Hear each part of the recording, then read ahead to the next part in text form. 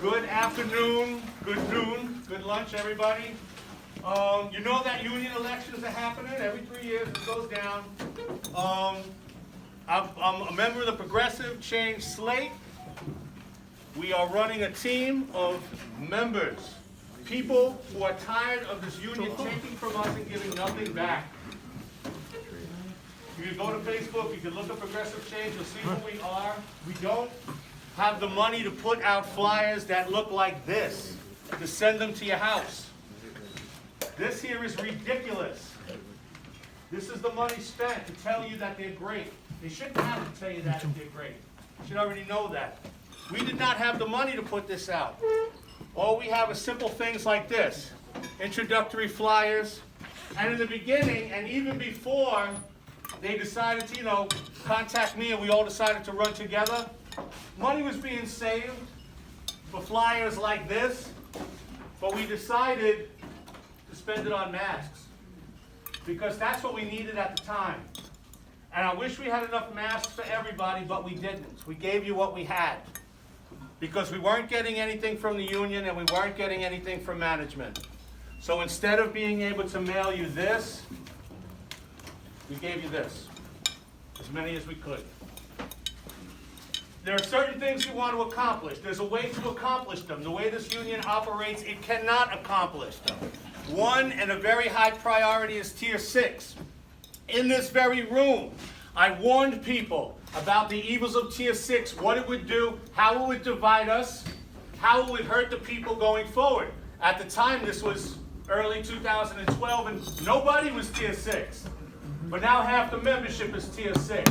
And it created a pension that made it impossible for you to retire. Because on the tail end of Tier 6 pension, there's a cap. That no matter how much overtime you work, you can't use it towards your retirement. They cap you at $15,000. That sounds like a lot of money, but it's really not, especially 10, 15 years from now. The first priority is to fix that, to make your pension your pension. So you don't have to rely on working all the way to Social Security and putting in 35 years just to retire. Having a 25, 55 pension means nothing unless you have the option to retire at 25 and 55. After that, we'll go after the contribution. Again, the contribution is something that is strangling you because you don't have an opportunity to use extra income, as if you had any, towards a 401k, 457, Roth IRA, whichever one you decided to use as a supplemental retirement. You can't, because you're paying into the pension that you can't use. And the other avenue is the investment part, which is 10 years. It's not as urgent, but we still want to tackle that too. The reason I bring up every aspect, all three legs, is because Tier 4 at one time, maybe you guys don't know it, was like Tier 6. And we fixed it, and we did it fast. And we did it because we had political power in Albany. That's how you do it. That and a consolidation, a consortium of other unions who are like-minded, who also have political power. And you go in there together. And you don't go in there to kiss ass like this union does, try to get under the governor's desk. 10 years of Cuomo. No. There's a fine line between respect and threats. Respect and fear. They have to fear us, and they don't, because we have no political clout whatsoever. We give them money. Look at the coke that's being deducted from your checks. They made sure, your union, that you gave coke deductions when you signed up. And a lot of people just did anything just to get the job, right? But now you wonder where your money's going. We spent $250,000 on Cuomo, and he gave us nothing. He did not fix Tier 6, even when bills were floated. He did not cooperate in giving us raises that kept us up with the cost of living. He didn't do that. So what was the point? All we got out of it was Samuelson got a seat on the MTA board, and what did that get us? We have to change this union from the top all the way down. They're not going to fix anything. They're going to send us this every 3 years telling us how great they are. But nothing will change until they're gone. Member-driven democracy is all we're asking for. We're asking for you guys to elect us so we can put your agenda forward, not theirs. One of the things we want to do is and this is a selfless act, is that we want to put term limits so these guys aren't, the same person isn't in charge forever. We want to be able to ensure that new ideas, fresh people keep coming up every 2 terms. We're in, we're out, we're in, we're out. You know I have a lot of years on the job. I don't want to be there forever, but I do want to bring the new guys along so they learn. And then I'm out, and they're in. But they learn the right way, and they learn what unionism is and the power behind it when we use it properly. Not to keep our cushy jobs and stay off our tools. Do you know the president hasn't worked his tools since 1982? How many of you weren't born? That's what we're facing. That's why we're frustrated, and sometimes we don't even know why. Because we do have power. We have to use it.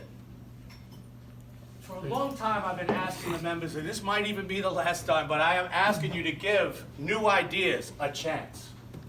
Progressive change is the slate. We're asking you to give us that chance to make this union your union. So what do you say? Yeah. Ready for that? Yeah. Any questions? Hey, Joe. Yes? What you plan on doing for the rest of us who aren't Tier 6? I'm going to give you a retirement party. No, hold on a second. Well, I mean, it's a legitimate question. What about not Tier 6? Of course. Well, our contracts are awful. Every raise we've had over the last decade did not keep up with the cost of living. We know that. And now that inflation went up, and that might be a thing for a little while, we're really going to feel the pinch. And what they used to tell us was, well, we got your overtime. Here's your overtime. You can work your overtime to make up for it. But now what? The overtime isn't there. So, and our work is being farmed out. So what do? We just make less money? See what I'm saying? Well, I always said that your base pay was the most important thing you had, and the overtime was gravy. Now it got to the point where the overtime became essential, but it's not there. And the farming out of work's got to stop. That affects everybody. Farming out of work, nobody should ever have signed something that said that somebody could come in and do another title's work. Cleaners, I go to my own home station, Ditmars Boulevard. I go up there are contractors cleaning the trains on the terminal. 10 years ago, 15, that was an outrage. Nobody would have thought that that was possible, that this union would have allowed that. But the cleaners were farmed out. Everybody else is next. Nobody's immune to that. True that. We have to make sure that nothing is ever farmed out again. Nothing is ever farmed out again. We have contractual protections already, but the union ignores them and allows management to send our work out the door without a challenge. No more wheeling and dealing on that. That stops. I'm here to speak for everybody on this slate, but believe me when I tell you, when we discussed putting this thing together, we were all on the same page. All this has to stop. Hazard pay.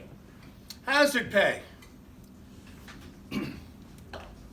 Who wants to hear Schumer tell us one more time that we deserve hazard pay? How about he tells us it's the check is in the mail?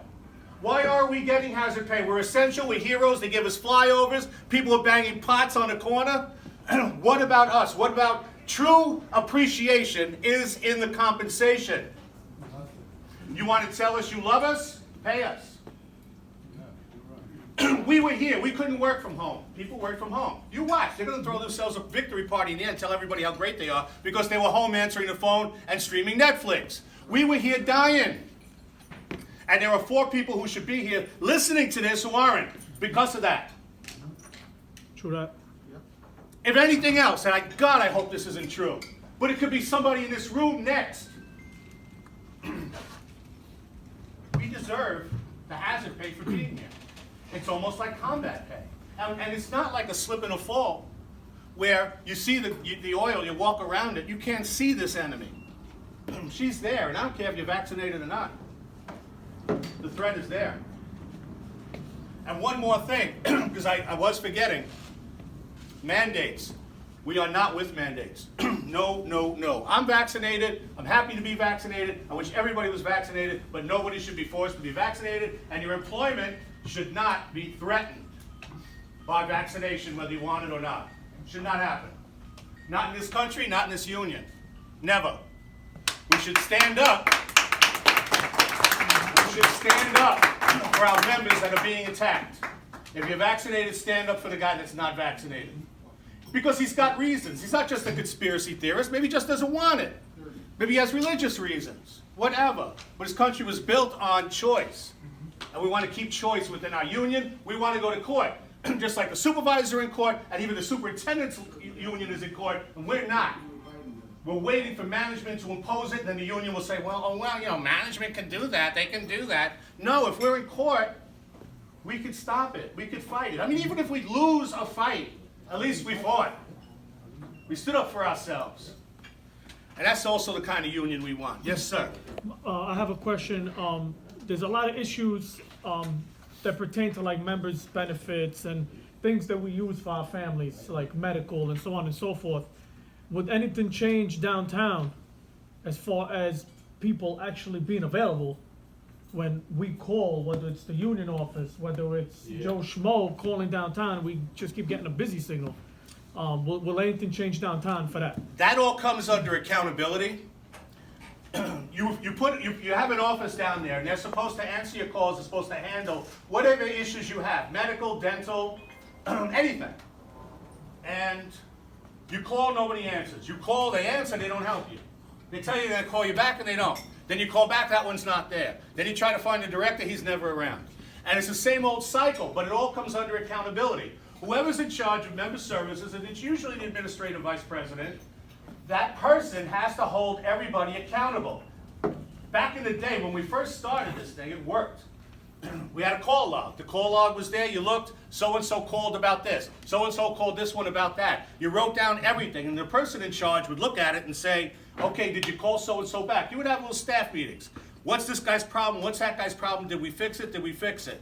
Where is it? Where is he? Who do you have to talk to? Every single member's concern is addressed in that accountability. And if you can't keep up with the job, you gotta go. Some people, they could do it, some people can't. It's not within their talents. Maybe they have another talent. But it's basically customer service. Now, we would love to have members there.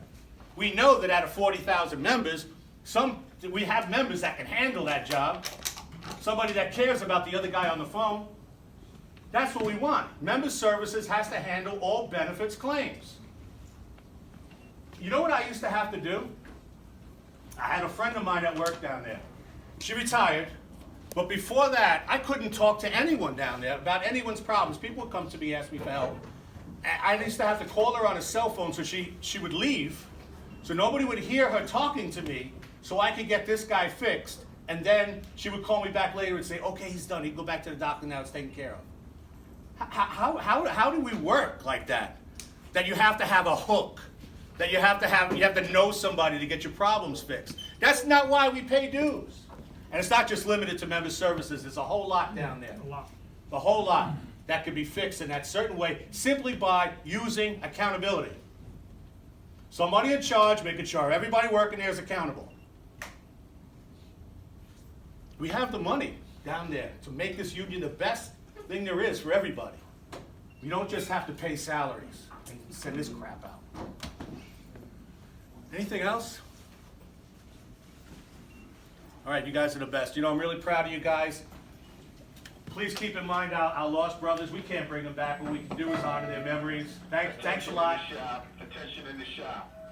We got 5 cars coming into the There bar on track. is probably a ballot in your mailbox tonight or tomorrow. Please mark progressive change, the whole slate all the way down. Send them out or send us in. Thank you very much, everyone. I have if you guys didn't receive your ballots, I posted the phone number to call to the AAA. So if you don't get your ballot, you could call it in and get your ballot.